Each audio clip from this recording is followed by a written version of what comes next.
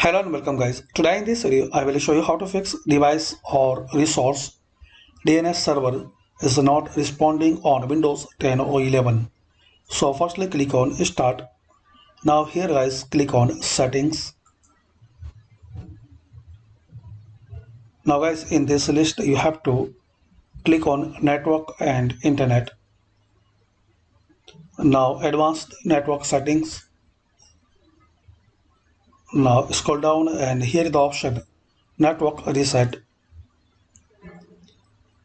Then click on reset now, and make sure once you click on reset you have to reinstall your other networking software like VPN client software or virtual switches.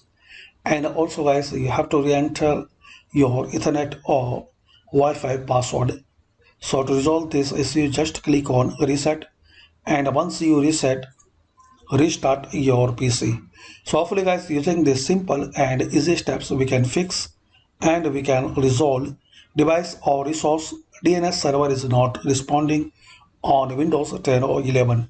Thanks for watching. Please comment this method work for you or not.